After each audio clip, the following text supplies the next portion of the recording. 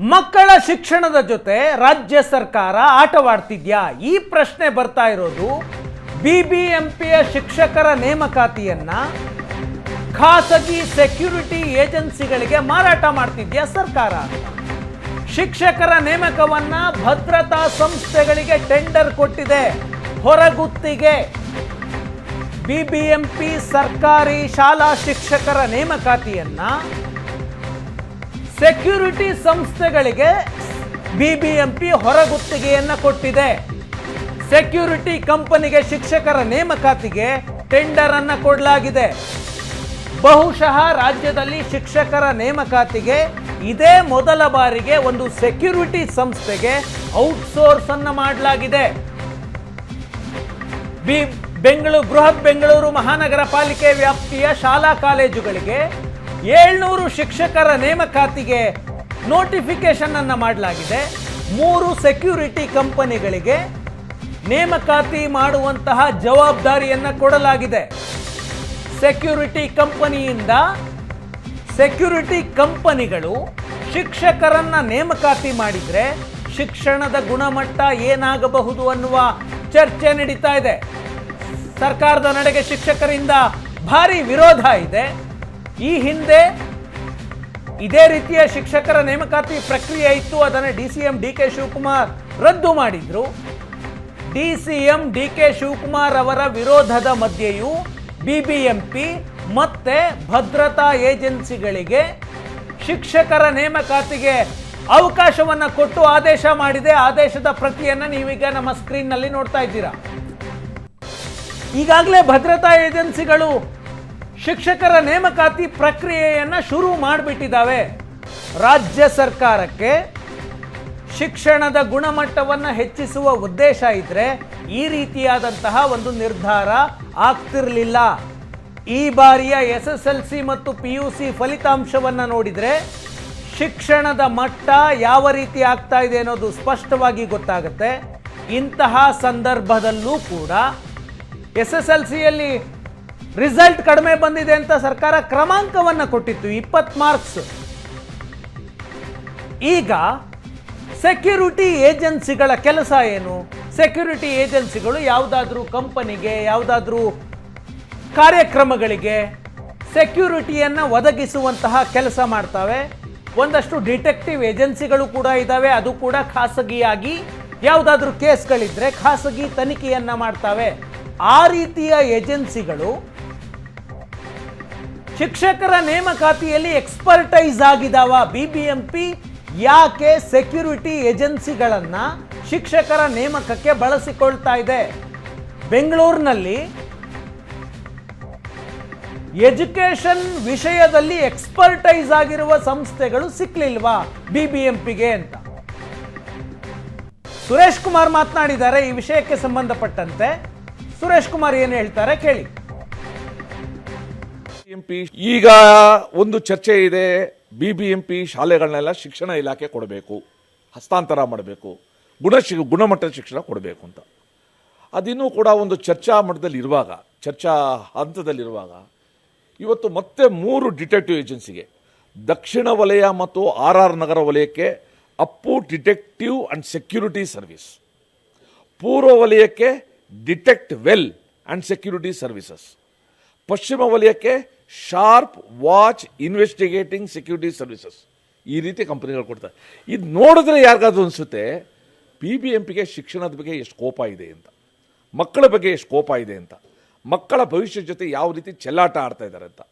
So ಅದಕ್ಕೋಸ್ಕರ ಒಂದು ಶಿಕ್ಷಣ ಇಲಾಖೆಗೆ ಹ್ಯಾಂಡ್ ಓವರ್ ಮಾಡೋ ಪ್ರಕ್ರಿಯೆ ಬೇಗ ಆಗಬೇಕು.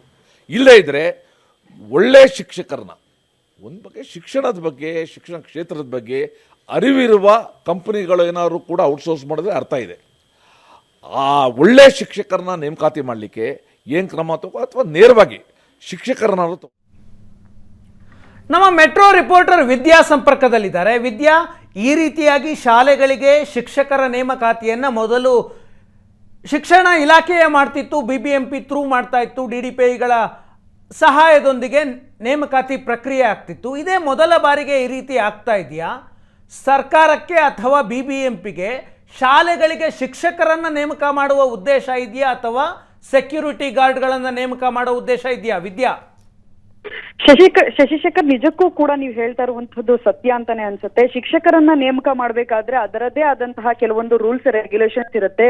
ಒಂದಷ್ಟು ಗುತ್ತಿಗೆ ಕೊಡುವಂತ ಸಂದರ್ಭದಲ್ಲೂ ಕೂಡ ಆ ಕಂಪನಿಗೆ ಇಂತಿಷ್ಟು ರೂಲ್ಸ್ ಗಳಿರುತ್ತೆ. ಈ ರೀತಿಯಾಗಿ ಅವರು ಸಾಕಷ್ಟು ಶಿಕ್ಷಕರನ್ನ ನೇಮಕ ಮಾಡಿರ್ಬೇಕು. ಮತ್ತೆ ಆ ಶಿಕ್ಷಣ ಸಂಸ್ಥೆ ಯಾವ ರೀತಿಯಾಗಿ ಕಾರ್ಯಗಳನ್ನ ನಿರ್ವಹಿಸ್ತಾ ಇದೆ, ಎಷ್ಟು ವರ್ಷಗಳಿಂದ ನಿರ್ವಹಿಸ್ತಾ ಇದೆ ಅನ್ನುವಂತಹ ಒಂದಷ್ಟು ರೂಲ್ಸ್ ಗಳಿರುತ್ತೆ. ಆದ್ರೆ ಯಾವುದೇ ರೂಲ್ಸ್ ಗಳನ್ನ BBMP ಪಾಲಿಸಿಲ್ಲ ಅನ್ನುವಂಥದ್ದು ನಮಗೆ ತಿಳಿತಾ ಇರುವಂತದ್ದು. ಯಾಕಂದ್ರೆ ಶಿಕ್ಷಕರ ಮತ್ತು ಸೇವಾ ಪೂರೈಕೆ ಮಾಡೋದಿಕ್ಕೆ ಸೆಕ್ಯೂರಿಟಿ ಏಜೆನ್ಸಿ ಮತ್ತು ಡಿಟೆಕ್ಟಿವ್ ಏಜೆನ್ಸಿಗೆ ಇವರು ಗುತ್ತಿಗೆಯನ್ನ ಕೊಟ್ಟಿರುವಂತದ್ದು.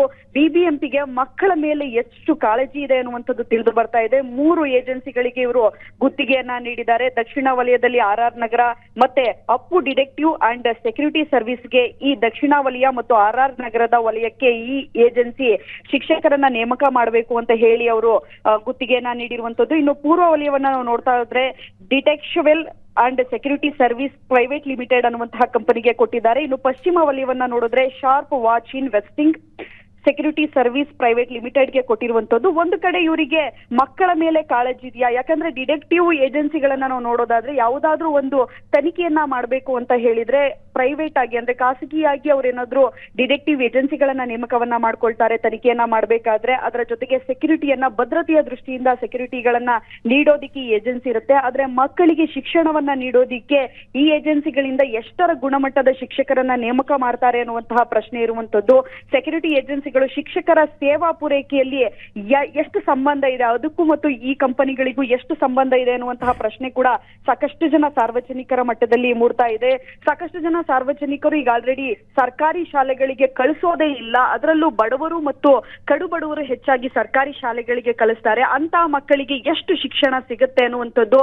ಸರ್ಕಾರಿ ಶಾಲೆಗಳನ್ನ ಹೆಚ್ಚಾಗಿ ನಾವು ಉನ್ನತೀಕರಣ ಮಾಡಬೇಕು, ಸರ್ಕಾರಿ ಶಾಲೆಗೆ ಎಲ್ಲರೂ ಕೂಡ ಬಂದು ಸೇರ್ಬೇಕು ಅನ್ನುವಂತಹ ಬಾಯಿ ಮಾತಲ್ಲಿ ಈಗ ಸರ್ಕಾರ ಹೇಳ್ತಾ ಇದೆ. ಆದ್ರೆ ಎಷ್ಟರ ಮಟ್ಟಿಗೆ ಸರ್ಕಾರ ಅದನ್ನ ಪಾಲಿಸ್ತಾ ಇದೆ? ಈ ರೀತಿಯಾದಂತಹ ಶಿಕ್ಷಕರನ್ನ ನೇಮಕ ಮಾಡಿದ್ರೆ ಶಾಲೆಯಲ್ಲಿರುವಂತಹ ಮಕ್ಕಳಿಗೆ ಏನು ಪಾಠ ಕಲಿಸ್ತಾರೆ ಅನ್ನುವಂತಹ ಪ್ರಶ್ನೆ ಇರುವಂತದ್ದು.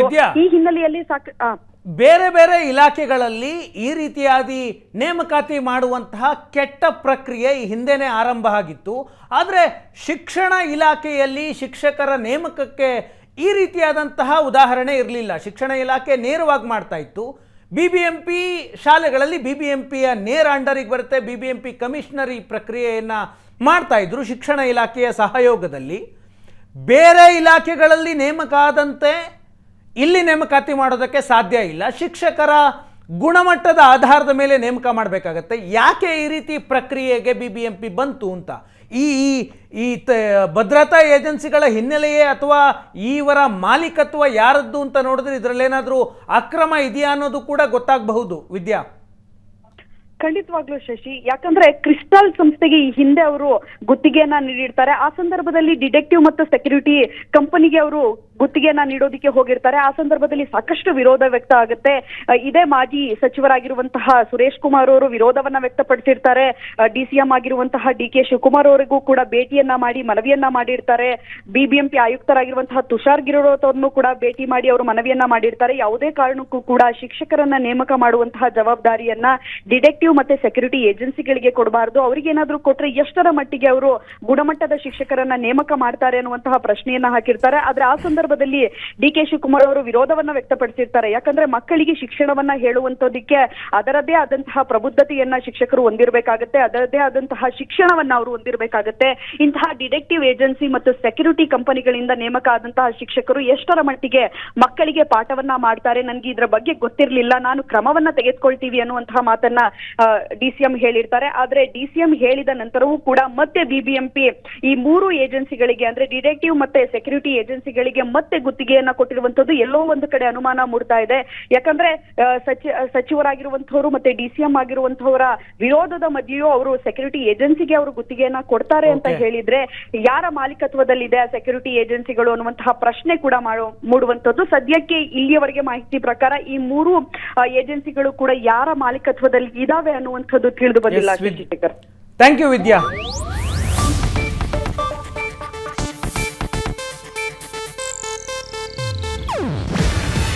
ಇದು ಏಷ್ಯಾನೆಟ್ ನ್ಯೂಸ್ ನೆಟ್ವರ್ಕ್ ಪ್ರಸ್ತುತಿ. ನೀವು ನೋಡ್ತಿದ್ದೀರಾ ಏಷ್ಯಾನೆಟ್ ಸುವರ್ಣ ನ್ಯೂಸ್.